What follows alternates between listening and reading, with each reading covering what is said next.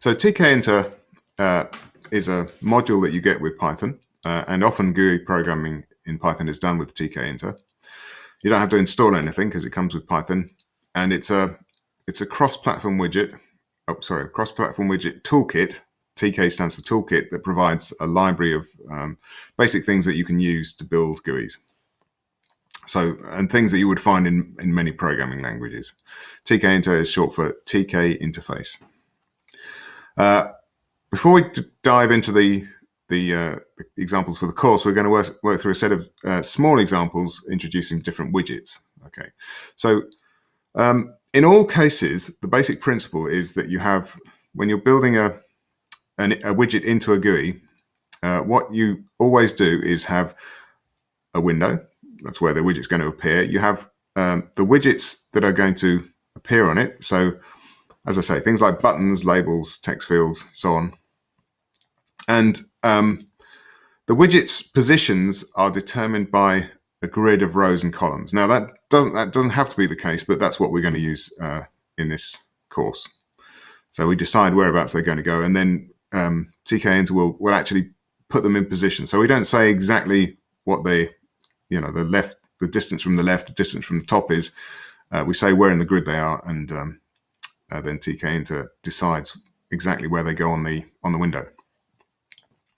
And notice, since we're talking about object-oriented program, all the widgets and the window itself are objects defined in tkinter classes. So if you've met them before, these are things that we've now discovered how to use. So objects and classes, these are all built inside tkinter as objects and classes. You can even go and look at the source code if you want. So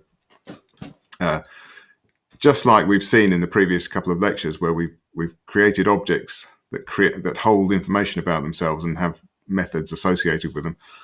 If you imagine a button has information associated with it, like the text on the button and the action that goes with it, and those are all built into the object. Okay, and the other thing you're going to need is what's called a callback function.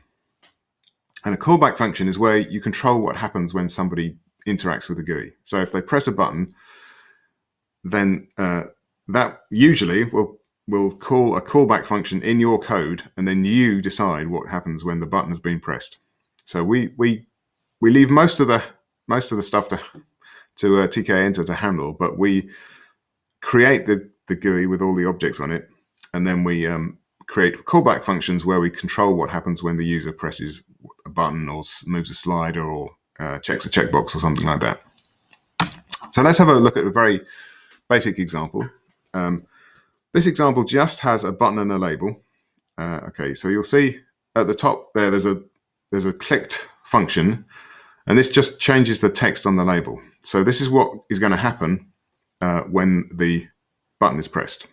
Okay, we haven't quite got there yet.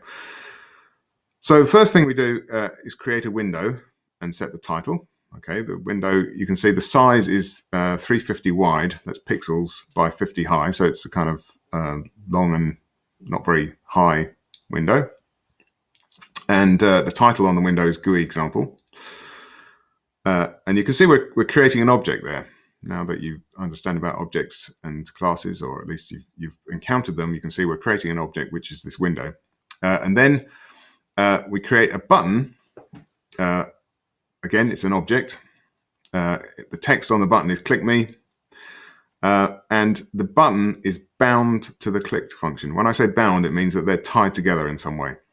So when the button is pressed, because we're telling it here, we're telling tkinter the command is clicked. We're telling it that when the button is pressed, use the clicked function to handle that button press.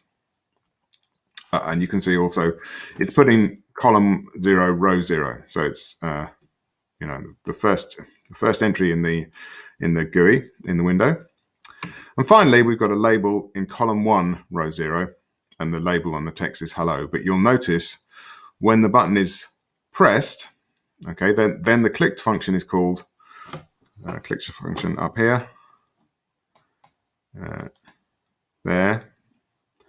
Okay, and when the button is pressed, then the text on on the label, so that LBL is the label, the text is changed to button was clicked.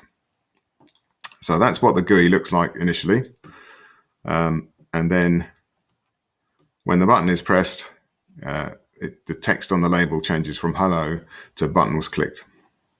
Okay, let's just run that. Why not? So here's the example. Control Shift F10. Run it. There's the GUIs. So it's a very tiny little window. When I click the click me button, it says button was clicked, and that's just, as I said, controlled by this line in the clicked function. Okay, I'm going to stop that video here, and then we'll look at more examples.